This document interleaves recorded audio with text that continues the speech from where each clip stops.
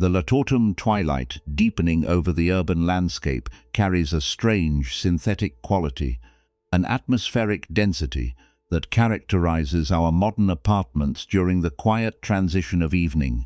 We look through our windows and witness a vast grid of concrete structures, each window reflecting the same cool, pale blue-gray ambient light, fading against brick walls and streaming down the sleek, vertical faces of corporate towers. Inside our rooms, the ticking of an analog wall clock echoes through empty spaces, its persistent mechanical cadence, marking time alongside the soft, rhythmic scratching of our fingers scrolling across glass surfaces, which covers the faint sound of faraway emergency vehicles navigating the rain-slicked asphalt avenues below.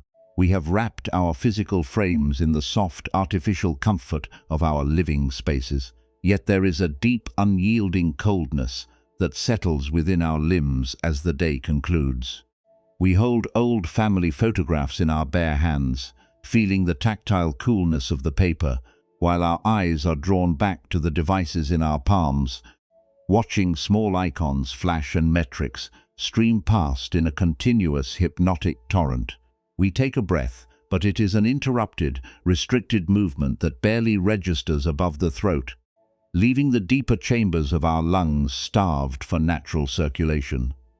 We are resting on solid ground, yet our consciousness has been completely transplanted into a historical maze that demands our continuous, obsessive performance. We move through our lives bound by a shared hidden dependency that we rarely dare to articulate to ourselves or to one another. We look at our virtual profiles, our professional milestones, and our family trees, and we do not see them as neutral tools for simple human communication or historical record. We treat them as vital life support systems, transforming every expectation into an external confirmation of our right to exist on this planet. We have been deeply conditioned to believe that our identity is a fragile, unstable sculpture that must be continuously broadcast, defended and validated by an invisible audience to remain solid. This belief creates a collective anxiety of continuous self-curation, a mental pattern that forces us to evaluate our direct experiences before they are even fully felt. We carry a strange, phantom heaviness in our daily modern routines, and ambient melancholy or hypervigilance that does not seem to belong to our immediate personal life events, yet dictates our emotional boundaries. We look at our hands and notice the subtle tremors of a nervous system that has been continuously prompted to respond, to react, to broadcast and to defend, carrying a historical legacy of survival that we have never fully unpacked. The heavy, exhausting cloud of social mirroring and inherited expectations that hangs over our generation is a collective trauma that we absorb through the very structure of our hyper-connected environment. We live in a culture that explicitly teaches us that to be unseen is to be erased, an economic ecosystem that thrives on our perpetual sense of inner emptiness. We have signed a subconscious pact that commands us to sacrifice the deep, unmediated reality of our immediate moments on the altar of an idealized digital projection and an unspoken ancestral script. We sprint through our hours with our awareness placed entirely outside of our physical frames, constantly readjusting our perimeter to match the fluctuating preferences of an external world. The atmosphere we inhabit is thick with an anticipatory friction, a permanent state of bracing against the phantom threat of social irrelevance or generational failure. This conditioning forces us to view our own presence not as an inherent, self-contained truth, but as a product that must be continuously optimized, defended, and validated by the applause of an unseen audience, lest the fragile structure of our life come crashing down around us. Let us stand completely still for a single moment in the midst of this frantic, hyper-connected current, allowing the raw weight of this collective exhaustion to fully settle into our aware consciousness without trying to immediately fix it, manipulate it, or turn it into another self-improvement task. we must feel the incredible gravity of what it means to carry the burden of a refracted identity. An identity that believes it must run from glass pane to glass pane to catch a fleeting image of its own existence, while simultaneously bearing the heavy, unspoken regrets of those who came before us. This continuous search for confirmation and safety is an exhausting way to walk through our days. An unnatural state of hypervigilance that strips our physical life of its primary color and authentic texture. We have become master curators, brilliant strategists, and flawless editors of our own image. Yet we have become profoundly illiterate in the simple primal art of resting within the quiet, undeniable reality of our immediate flesh. We know how to gather 1,000 digital echoes, but we have completely forgotten how to drop our hands to our sides, soften our eyes, and listen to the profound silence that lives beneath our names. As we slow our pace to investigate this shared human condition, we can begin to shift our focus away from the external digital matrix and turn our attention inward toward the intimate, hidden geography of our own physical frame. The body never lies about the immense price we pay for our addiction to validation and our avoidance of historical grief. It records every single drop in digital engagement, every anticipation of feedback, and every scarcity trigger of being unseen in the silent, muscular networks of our anatomy. When we observe ourselves closely during the course of an average day, we can find the exact physical coordinates, where our thoughts of social mirroring and inherited survival patterns colonize our musculature. We can feel the subtle, chronic tightening that locks our eyes into a narrow, hyper-focus beam, scanning the environment for signs of external approval, as if our physical survival depended on the next notification. We can trace the way our breathing is forced upward, restricted entirely to the shallow, rapid spaces beneath our collarbones, signaling a permanent state of emergency to our deep brainstem. By mapping these physical holding patterns, we begin to understand that our relationship with validation and inherited trauma is not a series of logical choices, but a deeply rooted, somatic survival loop that holds our entire biological structure in an absolute unyielding lockdown. This somatic freezing is particularly evident when we watch our movements around the simple act of looking at our digital dashboards and historical records. The moment we unlock our screens to check a metric or wait for a response, an invisible microcontraction flashes through our nervous system. Our fingers tighten around the edges of the device. Our shoulders lift a fraction of an inch toward our ears, and a cold, low-level flutter of unease ripples through the center of our chest. This is the ancient reptilian brain reacting to a digital notification exactly as it would react to a sign of safety or danger in a prehistoric jungle. The mind creates a narrative of social connection or professional relevance, but the physical body is experiencing a primal state of threat.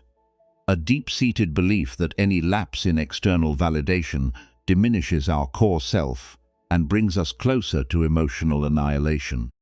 We live our lives with our internal mirrors turned permanently outward, trying to catch a glimpse of our worth by reflecting the opinions of others, completely unaware that the very act of frantic searching is what is causing our spirit to wither, fracture, and starve in the middle of a perfectly whole world. The transition from this collective, atmospheric exhaustion into the specific patterns of our individual routines becomes visible when we examine the precise moment where our thoughts colonize our physical bodies, turning the soft tissue of our human anatomy into a hard, rigid armor of continuous performance. We are essentially running an ancient biological operating system on a machine that is being bombarded by a relentless 24-hour stream of global feedback and inherited expectations, and the internal system is overheating. The physical symptoms we experience are tight jaw, the strained eyes, the downward pull of the neck hair, the desperate, elegant protests of a living organism that is pleading for a return to a natural rhythm. They are invitations to stop the frantic turning of the wheel, to step out of the collective trance of continuous social mirroring and ancestral conditioning, and to begin the delicate, necessary work of listening to the quiet, uncurated space that exists beneath the noise of our public profiles, where the true process of transformation can finally find its footing. The transition from this collective, atmospheric exhaustion into the specific patterns of our individual routines becomes visible when we examine the precise moment where our thoughts colonize our physical bodies, turning the soft tissue of our human anatomy into a hard, rigid armor of continuous performance. We are essentially running an ancient biological operating system on a machine that is being bombarded by a relentless, 24-hour stream of global feedback and inherited expectations, and the internal system is overheating. The physical symptoms we experience: a tight jaw, the strained eyes, the downward pull of the neck hair, the desperate, elegant protests of a living organism that is pleading for a return to a natural rhythm. They are invitations to stop the frantic turning of the wheel, to step out of the collective trance of continuous social mirroring and ancestral conditioning, and to begin the delicate, necessary work of listening to the quiet, uncurated space that exists beneath the noise of our public profiles, where the true process of transformation can finally find its footing. To understand the full, devastating depth of this modern affliction, we must look at a specific figure who embodies the highest expression of this validation-seeking existence and generational survival drive. Let us call this universal archetype the guardian of the unbroken silence. On the surface, the guardian is a person of immense social and professional standing, a creator, manager, or executive whose life is a masterfully designed monument to contemporary relevance, aesthetic perfection, and external applause. They are the ones who know exactly how to craft an image, how to structure a statement for maximum engagement, and how to command the immediate attention of a professional room. When you observe their public presentation, you see an image of absolute confidence, an enviable lifestyle of curated elegance, continuous milestone achievements, and creative vitality. Their footprint is celebrated by society as the very definition of modern influence, popularity, and self-actualized success. They have turned the pursuit of external validation into a precise, highly sophisticated art form, and their visibility is continuously rewarded by the metrics of the contemporary landscape.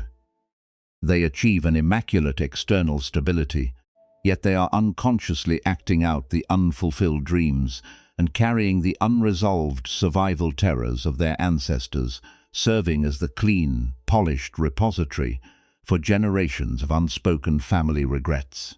Yet, when the public performance concludes, when the broadcast ends and the long, silent hours of the night descend, the guardian of the unbroken silence collapses into a state of profound psychological confinement and internal desolation, the very capacities that made them formidable in the external theater.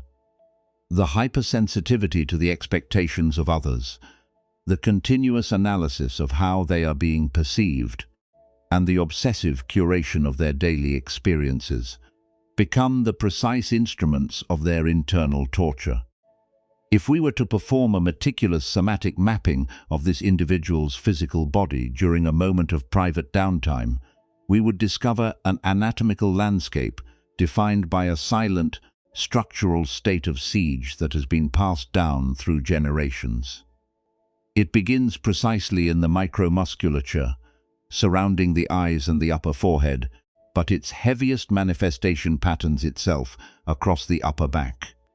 There is a chronic, heavy compression that settles over the trapezius muscles and the scapula, a localized density that feels like the phantom straps of a massive weight pulling the shoulders back and down, pinning the individual to a history that is not entirely their own. Moving down the physical frame, this systemic freezing patterns itself deeply into the cervical spine and the structural alignment of the pelvis. As the guardian hunches over the glass window or the professional desk for hours at a time, the neck is pulled forward and downward, placing an immense, unnatural mechanical weight on the upper vertebrae, mimicking the physical posture of a beast of burden, carrying a heavy vault through a landscape of scarcity.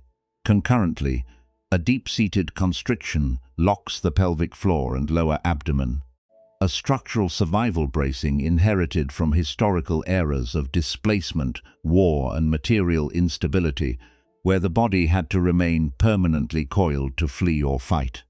The breath is forced completely out of the abdomen, restricted entirely to a shallow, rapid movement high in the chest wall. The most acute manifestation of this containment is found in the throat and larynx, where a tight, restricted knot forms, choking the vocal channel. This physical constriction is the repository of 3 generations of unspoken confessions, unuttered apologies, and suppressed tears, a literal dam, holding back the lineal stream of grief that has never been permitted to flow openly into the light of awareness. This continuous state of physiological emergency introduces the profound metaphorical system of the inherited iron backpack. Imagine an infant born into a vibrant, sunlit valley, endowed with a beautiful, responsive biological frame that is naturally designed to expand, touch the earth, and dance with the wind. However, at the moment of birth, the elders of the lineage place a heavily rusted, combination-locked iron vault onto the infant's spine, securing its straps tightly across the shoulders, chest, and hips. This iron backpack contains the unexamined emotional debts, the unvocalized grief of unexpected losses, the survival panic of financial ruins, and the unspoken regrets of ancestors who had to survive by turning their hearts into flint. Because the infant grows up with this weight attached to their skeleton, they mistake the heavy pressure for their own natural anatomy, assuming that everyone walks across the earth leaning forward at a sharp angle just to stay balanced. As they enter adulthood, every career choice, every relationship boundary, and every creative endeavor is filtered through the thick, rusted lens of this inherited weight, forcing them to overachieve, to micromanage, and to hoard validation in a desperate, unconscious attempt to finally prove to their dead ancestors that it is safe to relax. We perform this exact same act of systemic self-destruction when we allow our immediate life to be governed by the unexamined scripts of our family tree, trying to solve historical equations that were written decades before we drew our first breath. We convince ourselves that if we can just achieve enough external security, accumulate enough wealth, or perfect our public image, the heavy pressure on our shoulders will finally vanish, and we will finally be allowed to feel safe. But because the iron backpack is secured by a combination lock whose numbers are hidden in the silences of the past, no amount of modern achievement can ever crack the vault. We keep running, keep editing, and keep performing, completely unaware that the real reason our vitality is starving is that we are using our vital life force to carry a cemetery of unhealed ancestral ghosts on our back. We stand in the middle of a rich, abundant modern landscape, yet our tissues are living in a state of permanent historical famine, executing the movements of defense, containment, and survival that belonged exclusively to the environments of our predecessors. The tragedy of this existence lies in the fact that the inherited iron backpack turns our immediate relationships and environments into a secondary theater of ancestral warfare. When our presence is mediated by the defensive armoring of the past, we cannot see our partners, our children, or our colleagues as they truly are. We see them through the defensive filters of an ancient survival strategy. We interpret a minor financial fluctuation as an impending cataclysm of ruin. Because our grandfather's bankruptcy is vibrating in our pelvic floor, we view a momentary emotional distance from a partner as a terrifying abandonment. Because our mother's unvoiced grief is choking our throat, we have turned our bodies into historical museums, preserving the structural rigidity of generations past while completely abandoning the fluid, vibrant reality of the immediate present. We are running a continuous simulation of ancient battles that wears down our joints, poisons our metabolism, and keeps our spirit locked in a slow, suffocating exile from the very life we have worked so hard to build. The heavy structural immobilization of the shoulder blades and the protective clamping of the pelvic floor are not merely individual, isolated physical quirks that we developed in a vacuum. They are the literal, material manifestations of a deep historical continuity that has been carved out over decades. Our bodies do not exist as independent, standalone islands separated from the passage of time, but rather as the living, breathing riverbeds that have been shaped, deepened, and redirected by the violent floods and prolonged droughts of our entire ancestry. When we experience an unaccountable wave of ambient melancholy while looking out over the rain-slicked city streets, or when an intense, irrational hypervigilance surges through our nervous system during a routine professional transition, we are not looking at a flaw in our immediate psychological wiring. We are witnessing the reactivation of a survival-driven lens that was forged in the fires of a historical era we may have never personally witnessed. The intellectual mind of the modern professional attempts to isolate their daily suffering, treating anxiety as a personal defect to be managed with tools, schedules, and clinical interventions, completely blind to the reality that their biological tissues are functioning as a historic repository for the unresolved grief of an entire lineage. To break this cycle of silent preservation, we must bring ourselves to absolute stillness and learn to look into the nature of our identity with the unyielding, surgical precision of an ultimate causal analysis. We carry a profound delusion within the modern world, the illusion of the completely separate, autonomous ego. We look into the mirror and assume that the face looking back at us, the name printed on our identification cards, and the private ambitions driving our careers belong exclusively to a singular, self-contained entity. We treat our lives as an isolated project to be optimized, defended, and perfected in total separation from the tapestry of human history. Yet, when we examine the absolute reality of our biological and psychological existence, this boundary wall of the separate self begins to shatter entirely. Every tendency of our mind, every instinctive recoil of our tissues from conflict, every drive to accumulate material safety at the expense of our health, and every unspoken vow of emotional silence has been carefully cultivated, passed down, and delivered into our care by a long chain of cause and effect. We are not a separate drop of water fighting the river, we are the river itself, carrying the sediment, the minerals, and the momentum of every territory our ancestors have ever crossed. This deep systemic interconnectedness means that the unresolved emotional injuries of the past do not vanish, simply because the bodies that originally experienced them have returned to the earth. They remain as active energetic frequencies, vibrating in our very marrow, a phenomenon that ancient insight unpacks through the profound diagnostic of the two arrows. When our predecessors encountered a catastrophic displacement, a sudden material ruin, or the devastating heartbreak of an unexpected bereavement, their physical and emotional frame was struck by the first arrow of immediate circumstance. That first arrow caused raw, unavoidable pain, structural destabilization, and a fundamental breaking open of their world. However, because those individuals were locked in an immediate struggle for physical survival, they rarely possessed the safety, the time, or the internal space required to fully process the grief, to weep the necessary tears, or to unclamp their nervous systems from the state of emergency. To stay upright and keep their families alive, they had to quickly patch over the wound, turn their emotional center into flint, and swallow their sorrow down into the unsilent dark chambers of their anatomy, effectively lock-coding the grief inside their lineage. The tragedy occurs when we, the modern inheritors of this lineage, receive this survival-bracing lock code within our immediate biology and mistake it for our own natural identity.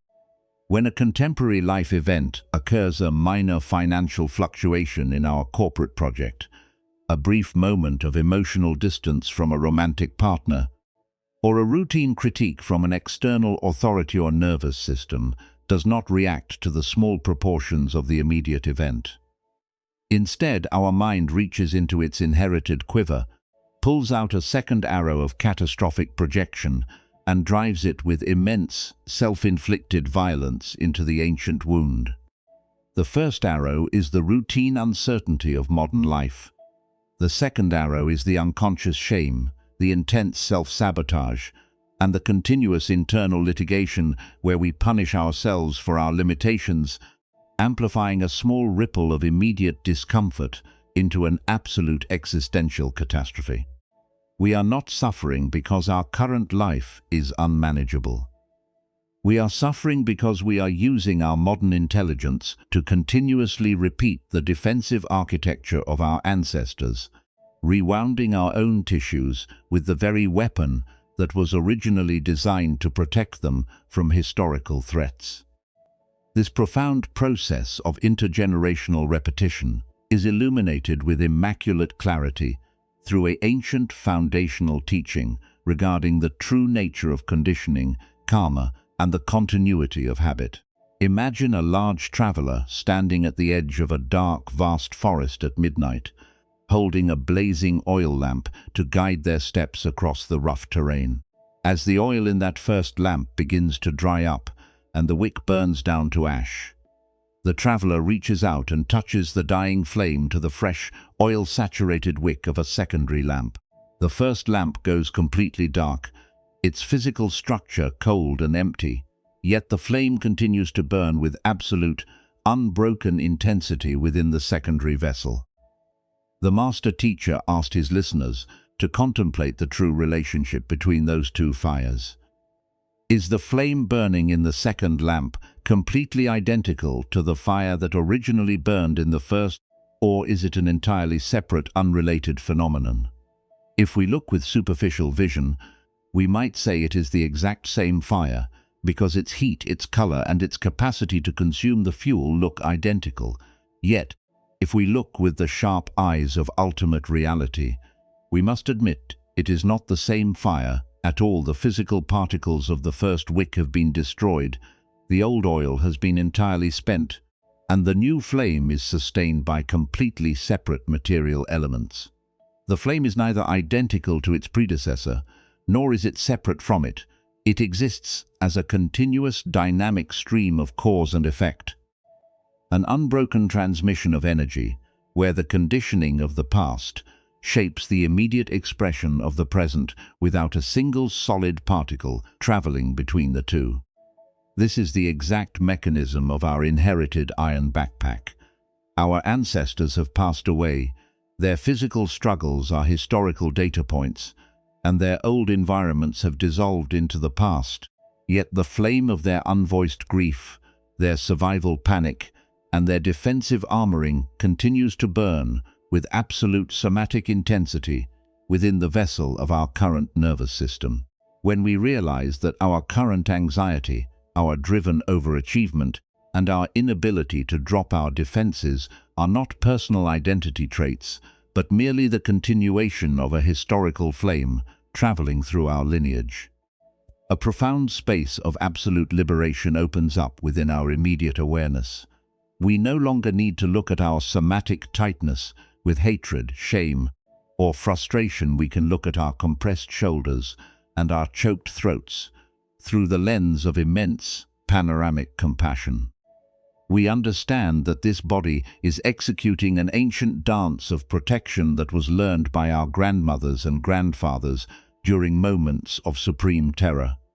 We see that the iron backpack we have been carrying is not a permanent fixture of our soul, but a historical artifact that was handed to us by elders who simply did not know how to unlock it themselves.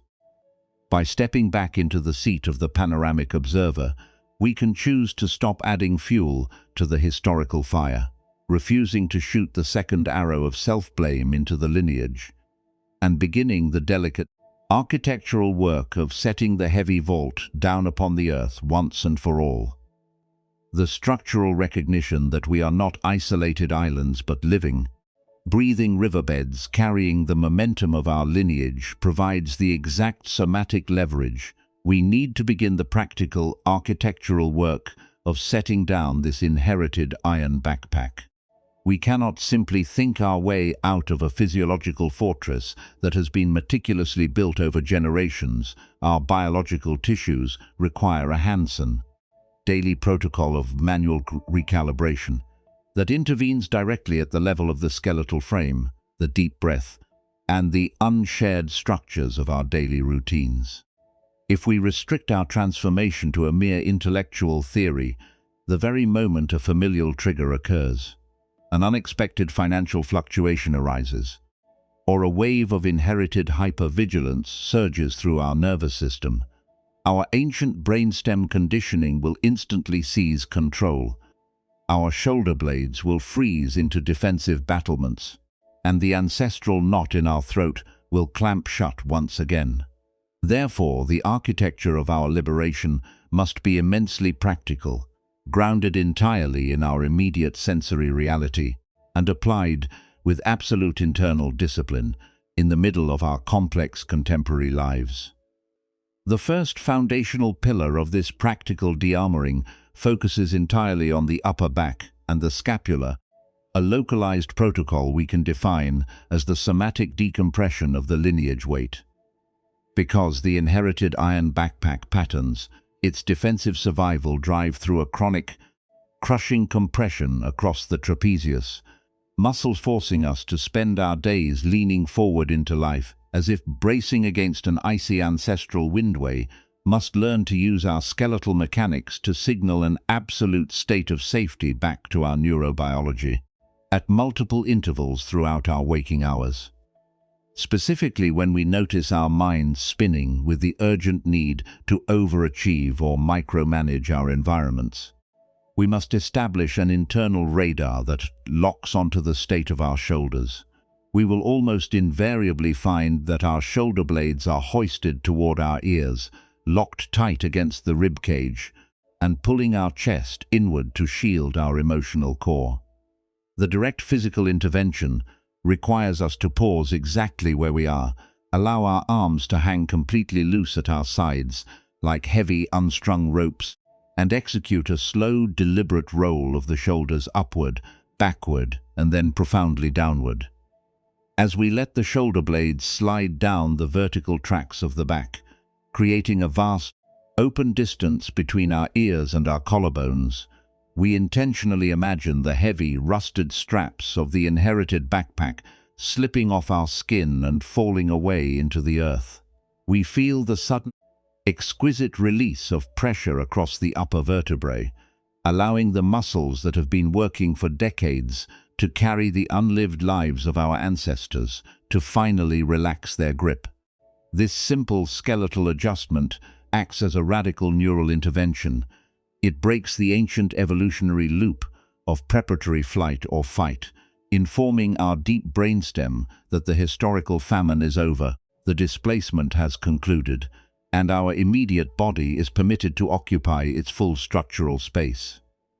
We must weave this somatic decompression into the ordinary fabric of our professional and personal routines, performing it silently while standing in line, sitting at a digital dashboard, or entering a family gathering, ensuring that we actively refuse to contract our frame around the ghosts of the past.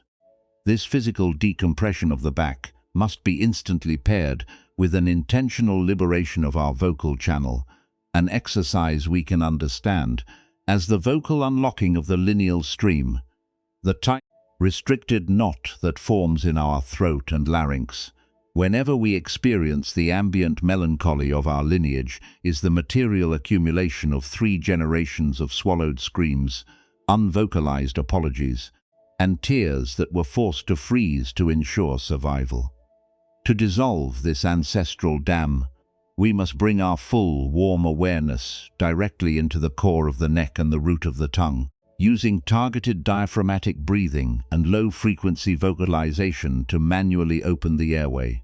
We sit with a tall, sovereign spine, allow the lower jaw to drop slightly so that a gentle, empty space forms between the upper and lower teeth, and soften the soft palate at the back of the mouth until the throat feels as wide and unobstructed as an open corridor. In this spacious oral alignment, we take a deep, slow inhalation through the nose, watching the breath travel down the long column of the neck without meeting a single border wall of muscular resistance. Filling the absolute depths of our lower abdomen, we hold that breath for a single quiet heartbeat, allowing ourselves to stabilize in the immediate present, and then, as we exhale through relaxed lips, we let out a long, audible, and entirely unhurried sigh of relief, letting the sound resonate deeply in the upper chest. We feel the subtle vibrations of this vocalization breaking through the hard, calcified blockages in our larynx, acting like a gentle seismic wave that shatters the ancient codes of family silence. With every elongated exhalation, we mentally vocalize the absolute reality that we are no longer required to hide our true voice. To remain safe, we are allowed to feel, we are allowed to speak, and we are allowed to weep the tears that our grandmothers and grandfathers had to withhold to stay alive. By repeating this vocal unlocking even 5 times in the quiet of the morning or the privacy of the evening, we open the floodgates of our lineage, allowing the stagnant, trapped waters of ancestral grief to finally flow out into the open sea of universal compassion.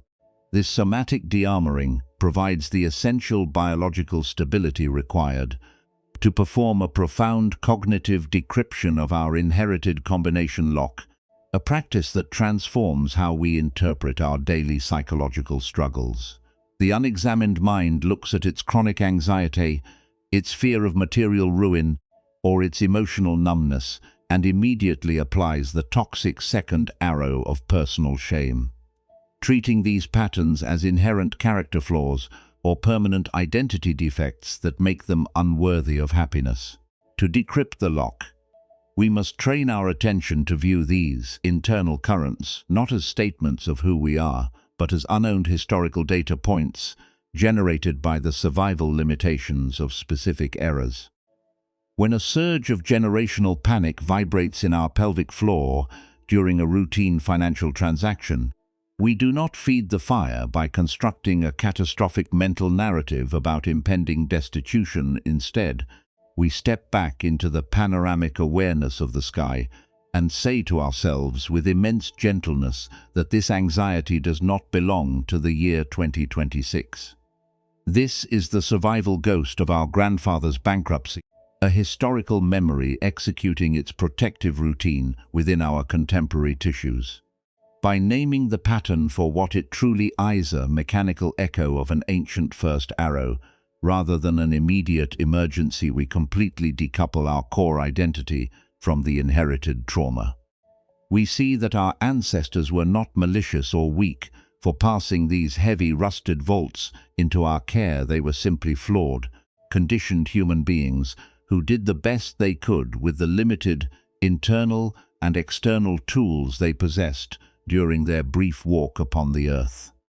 They wrapped their hearts in iron because the environment they inhabited was thick with iron, and they handed the backpack to us because they hoped we would possess the space, the safety, and the awareness required to finally figure out how to open it. This cognitive decryption turns our frustration into a deep, oceanic compassion.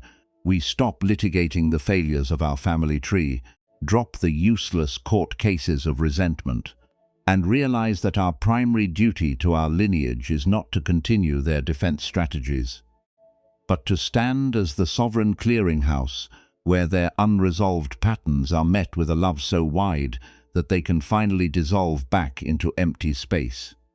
To prevent ourselves from being continuously recontaminated by these patterns during our immediate interactions with living family members or modern social networks, we must build the sacred boundary of lineage mindfulness.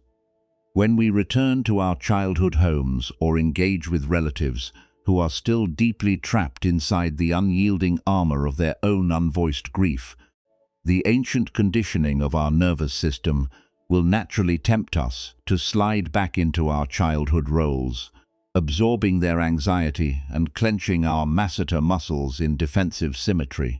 The direct intervention requires us to adopt a strict, unyielding internal discipline. The commitment to witness their behavior without accepting their emotional projections into our biological frame. Before we walk through the door of a family gathering or answer a triggering communication from a relative, we stop, place our right hand over the center of our breastbone, and feel the solid, rhythmic pulse of our immediate life force beating beneath our palm. We look down at our feet, anchoring our awareness in the absolute reality of the current ground, and we declare our personal sovereignty to the silent room. We state clearly within our own mind that while we honor the blood that flows through our veins and respect the long chain of cause and effect that delivered us into this body, we are an independent, fully realized expression of unconditioned awareness. We do not have to carry their guilt. We do not have to absorb their fear. We do not have to complete their unfulfilled equations to be worthy of existence. When we step into their presence and they speak to us through the cracked filters of their own unhealed wounds, we do not lash out with defensive arguments, nor do we collapse into a submissive slouch. We stand like a towering banyan tree with a perfectly straight spine, maintaining our peripheral visual field, keeping our throat wide and loose, and allowing their heavy words to pass clean through our open, spacious interior like a gust of wind blowing through an abandoned gazebo. We watch their confusion with the clear, unblinking eyes of the ancient teacher, recognizing that their criticism or control is merely the frantic rattling of the iron backpack they have not yet learned how to set down. We refuse to pick up their weight. We refuse to shoot the second arrow of reactivity, and we hold our center in the absolute perfection of the current moment, serving as a clean, immovable mirror that reflects nothing but the unconditioned possibility of total liberation. By maintaining this gentle, unyielding discipline of lineage mindfulness, we systematically rewrite our neurobiology, transforming our relationship to our lineage, our immediate environments, and the human community that surrounds us.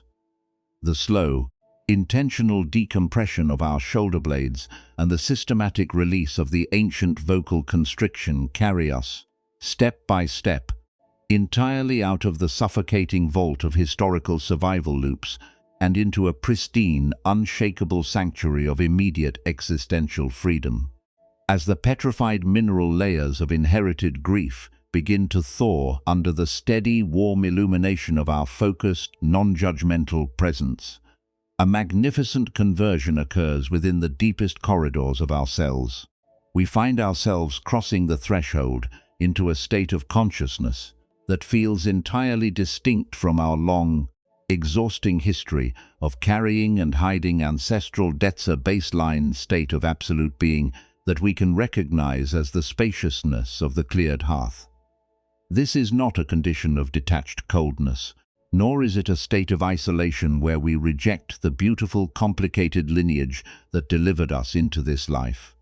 Rather, it is an immense, panoramic interior warmth that arises when we finally set the heavy, rusted vault down upon the earth, sweep away the cold soot of long-dead regrets, and permit the immediate fire of our own authentic vitality to burn brightly in the center of the room. In this newly uncovered space of relational sovereignty, the entire landscape of our daily modern interactions undergoes a profound, permanent shift. When we encounter a family trigger, a professional critique, or a sudden fluctuation in our material safety, we no longer see an absolute existential catastrophe that threatens our fundamental right to exist, the frantic, hyper-vigilant momentum that used to drive our days. forcing us to scan our environments for impending ruin or social abandonment, is replaced by an exquisite, cool clarity.